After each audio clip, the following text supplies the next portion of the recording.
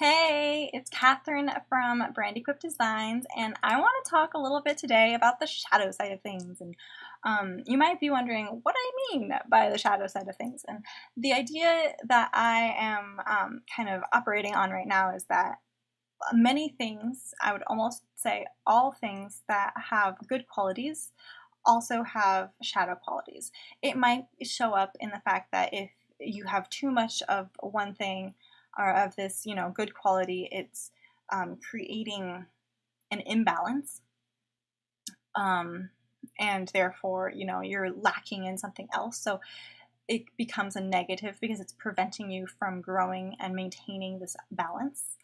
It might be that um, the good quality of it might appear like while you learn something more, it might appear to other people as though you are out of touch, or something along those lines. So there's many different ways this can work, and I'm not really going to go into different examples of how a good thing can become a bad thing, or can become a shadow of a good thing in a way. I really want to talk more about how your strengths can impede on your success, because it's really important to recognize this when you are working on growing your business. And so I'm going to talk a little bit about brand archetypes because I use brand archetypes in my branding process, and they're a really powerful tool. I use them to kind of help to discover my clients' guiding purpose and what tends to drive them into action. But it also gives me a frame of reference for where they might be coming from, or where some of the ideas that they're having might be coming from, so I can connect with them better and help to understand what's more important to really focus on in the branding process. So with that said, I'm going to tell you a little bit about myself as a sage. Sage is one of my top 3 archetypes that I have recognized within myself, and it's very popular. It comes up a lot, I find anyway. It just keeps coming up a lot for me.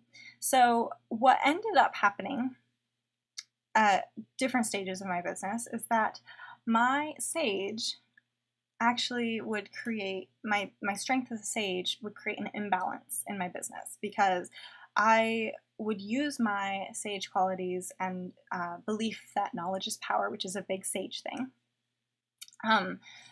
to really continue to work on my business. And as a creator, I'm a perfectionist too, so I would work on creating it and perfecting it. And so I've really done a lot of work on the back end of my business, the systems, the service development, the process, all of that stuff really has gotten a ton of attention. But it's come at the price of not balancing the back end with the front end work. So what do I mean by the front end work? A front end work is like growing an audience, interacting with more people, and just kind of networking in general. So that's what I kind of consider front end is actually building connections with people, like real people, and growing your reach and just developing a stronger and larger base for your business to be successful. So in case you haven't really noticed, both of these things are really good qualities for a business to have.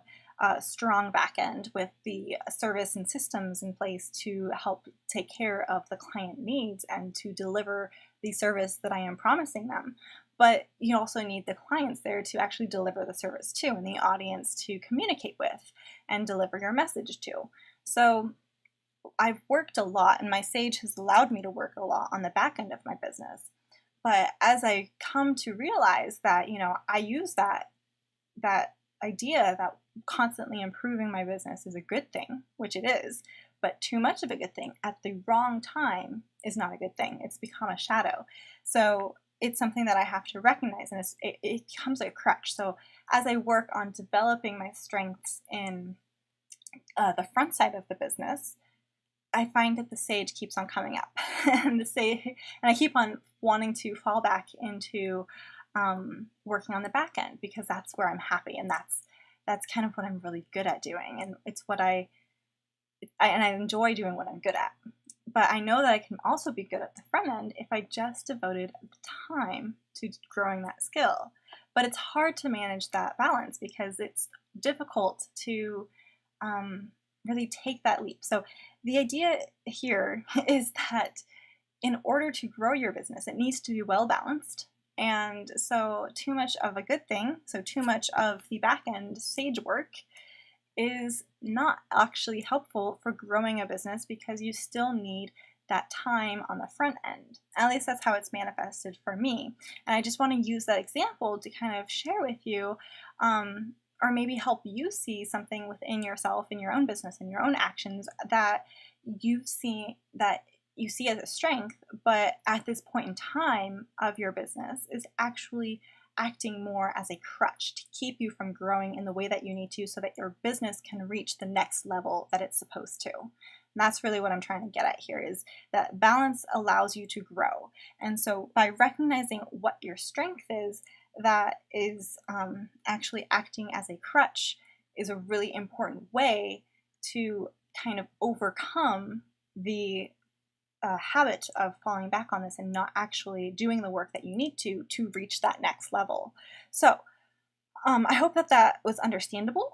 It's kind of hard to find the right words to communicate this clearly, but if you have any questions, I welcome you to comment below, and I will do my best to answer them so that you can do this work for yourself as well. And in fact, that leads me to how I want to end this today. I would like to issue you a challenge to just kind of think about one of your strengths that you greatly value and how that might have been a crutch in the past, how it might have become a shadow in the past, or maybe it is a shadow right now.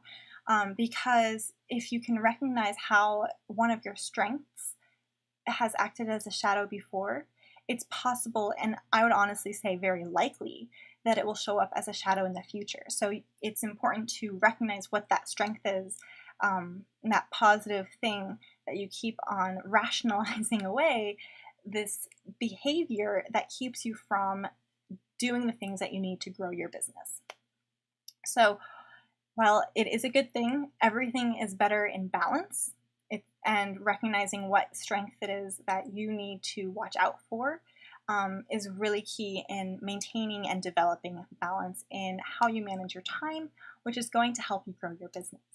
Okay, so I think that's about all that I really wanted to share with this shadow side of things. Like I said, if you have questions, ask below. And honestly, I would love to hear what you think, or what your own strength is that you've recognized, that pattern is. So don't just think about it. I would challenge you to also comment below and share with us what your strength is in your business that continually shows up as a shadow for you and your growth as a business and as a business owner and a service provider.